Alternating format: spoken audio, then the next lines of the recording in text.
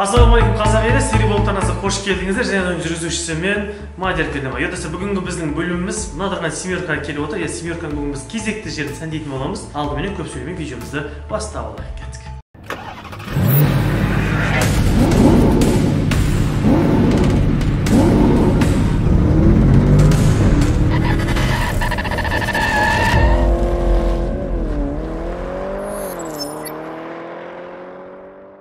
Жалпы айтқан достар, негізі білмеймін, көп адамдар семерканы шығаршы деп сұрайды да, бірақ былай қарасақ, негізі семеркаға особо істей беретін жер көп емес та. Оны енді былай істей берсең, адамдар ертең тағы да хейтерлер шығады. Классика ғой, немеге тыға бересің десе. Егер бәрі бірден істеп, бірден бітіріп тастасаң да қызық болмай қалуы мүмкін сіздерге. Сол себептен достар, асықпай, өз уақытымен кезек-кезек бір күн нәжер істесек, бір күн нәжер істейік деп барлығы кезек-кезек түсіріп отырмыз. Бүгін кезегіміз жалпы Эва Поликке келіп отыр. Эва Полик, сондай есіктегі ошибкаларды қаптайтын боламыз. Енді ал орындықтың чехолын ертең оны кейін соларға бір-біріне сәйкестендіріп кейін істейтін боламыз. Алдымен біз оны орындықта қаптау үшін орындықта ауыстыруымыз қажет болып жатыр. Сол себептен достар, бүгін енді жұмысымыз аса қатты көп емес, бірақ аз да емес деп ойлаймын. Сол себептен экраннан жақсы жайғасып алыңыздар. Ал біз видеомызды бастаймыз. Кеттік. Достар, видеомызды бастауымыз бұрын сіздерге бір керемет жер ұсынғым келіп отыр. Яғни айтқанда ақша табуға мүмкіндік беретін және де оны дұрыс пайдалануға қызықты болатын сауда платформасын ұсынғым келіп отыр. Яғни айтатын болсақ, Binomo. Ол не деп жатқан болсаңыздар, жалпы бұл Binomo онлайн режимде ақша табуға арналған платформа. Графикқа қарап жоғары немесе төмен болады деп мәміле жасап, мәмілеңіз іске асатын болса, ақшаңызды 90%-ға дейін арттырып алу мүмкіншілігіңіз бар. Қазір сіздерге аузым көпіртіп көп сөйлемей, одан да мен сіздерге қазір өзімнің аккаунтым арқылы көрсетейін. Мына жақта мен өзім тіркелген, өзімнің аккаунтым бар.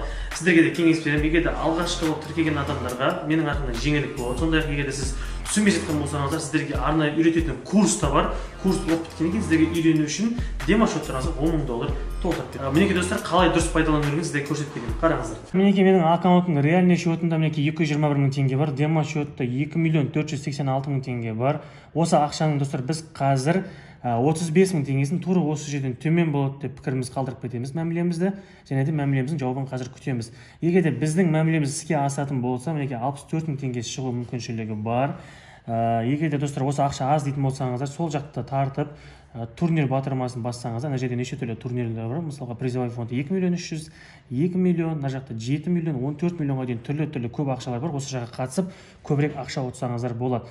Ал достар, мына жақта біздің мәмілеміз мінекей қазір 5 секундтан кейін жауабы шығатын болады. Әзірге сары жанып тұр. Демек бұл дегеніміз мінекей бізде бүгін победа. Қане?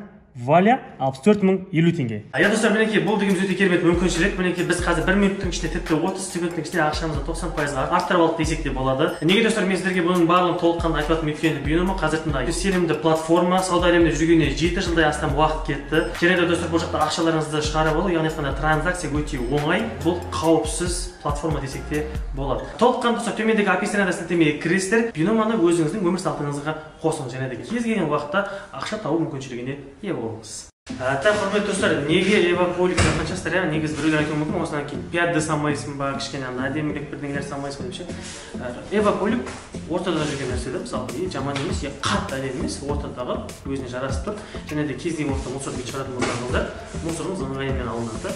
Мысалға, қазір білесіздер, погода өте ыңғайсыз, қар, су, лай болып жатыр. Мысалы, мына қараңыздар, өзінің родной полигі қалай тұр.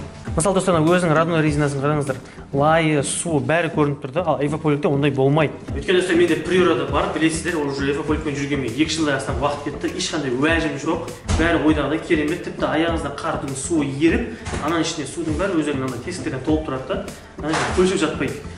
Аласыздар, тапқа суыңызды төгіп тастайсыздар, ауыртқан кезде де жаңа суларыңыз төгілмейді. Сол себептен осы Эва Поликте шешім қабылдап отыр. Сондай достар, біз қазір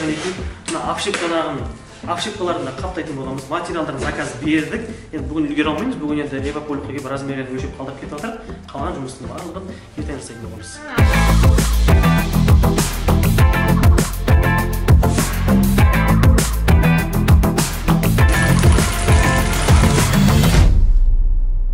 Ендеше достар, біз қазір Эва Полигіміз дайын болым дегенше, мінекей жаңағы әлгі айтқан ошибкаларымыздың материалды келіп жетті. Мінекей ромбикный стилде, бұл жолы бірақ мына чисто черныйға балдым. Негізі жаңағы Эва Полик сияқты қызыл қарағым істесем ба дедім, бірақ мына кішкенесері бір түрлеп қалмай дедім да. Чисто қарасын алдырдық. Мына өзі достар материалдың өзі мінекей жабысқақ материал болды. Пленкасын аласың, жабыстырамыз. Қазір чет болады деп ойлаймын.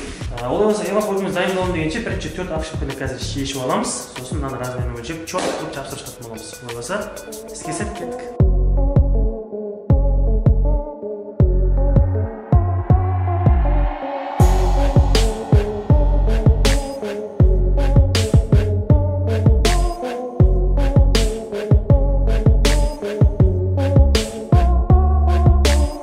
Сондай достар, егерде кімдегі семеркада жүгіруде жүретін болса, солар түсінеді. Мына жерде артқа сиденьені қойған кезде мынандай бір шетінде короче, металл көрініп тұрады. Мына резинадан кейін мынанша металл көрініп тұрады.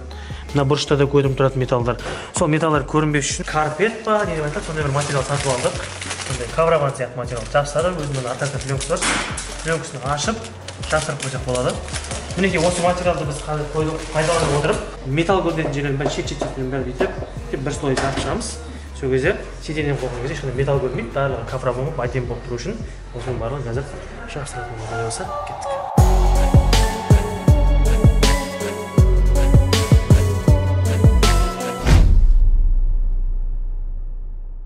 Да, достар, обшивкаларын шешіп алдық. Енді бізде мынау қазір 2 погонный метр алдық. 2 погонный метр 4 есіктің обшивкасы жетеді деп ойлаймын. Сол себептен примерно осылай десек, алдыңғы 2 есіктің осылай жетеді. Артқылар енді обшивкалар кішкентай болады, сол себептен қазір дәл осылай кесеміз. Мынау негізі өзінің заводскойын алып тастап, алгоритмін өзіне жапсыра салсақ па деп ойлап отыр. Бір жағынан негізі сыртынан қаптап тастай салсақ, қалың болады. Еще бір жағынан матасының негізі губкасы бар екен ғой. Жұмсақ әдемі болады деп ойлап отыр. Сол себептен достар, негізі сыртынан қалың жапсыра салған негізі бір жағынан жеңіл, бір жағынан сол ыңғайлы деп ойлап отыр. Сол себептен мынаны алмаймыз деп шешіп отырмыз. Өзінікі негізі әдемі қарасаңдаршы. Орыстар Россия арнайы қазақтар үшін оюмен шығарған ғой кезінде. Дұрыс па тамам?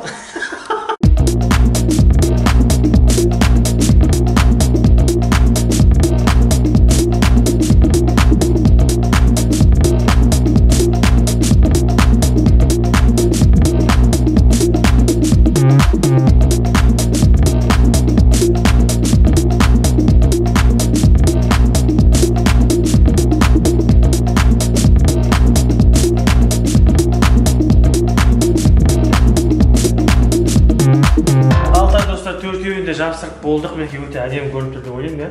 Қазір бізде жоғарыда өзінің деталі қойылады, есіктің несі қойылады. Кейін болашақта достар астына бір пара 16 либо 20-ка колонка қоятын қоямыз. Мына жерде зат салынатын полкасымен. Вообще тема болды деп ойлаймын. Олай болса достар, мына бәрін салып, жинастырып, одан кейін қазір соңында тағы да көрсететін боламыз, иә?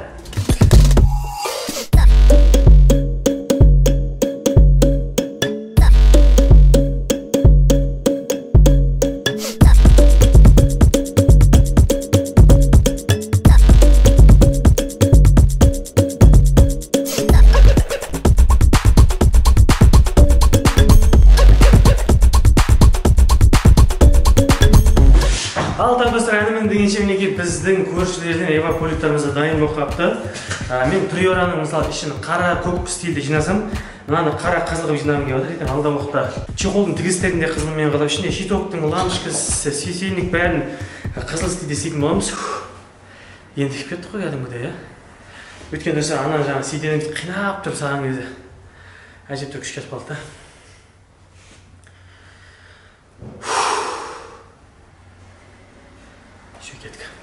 Құрметті достар, мінекей біз көршілерімізден андай Ева көлікті істетіп алдық. Енді жаңағы обшивканы байқағандарыңыздай ромб стилі болғаннан кейін мынаны тағындай ромб стилі заказ бердік. Негізі Еваның түрі өте көп екен. Сотайы бар, думалағы бар, короче, өте көп екен. Мына енді как классика болып қалды ғой ромб деген. Менде де өзімде приорада ромб тұр. Сол себептен семеркама да ромб істеттім. Обшивкаларын ромб қылдық. Ал енді короче салып көреміз. Карпеттерімізді қондырып, сиденьямызды қойып алдық. Жаңа айтқан темірлер әдемі көрініп тұр. Енді четко болып тұр, в общем. Қазір қойып алайық, нәтижесін көрсетеміз, иә?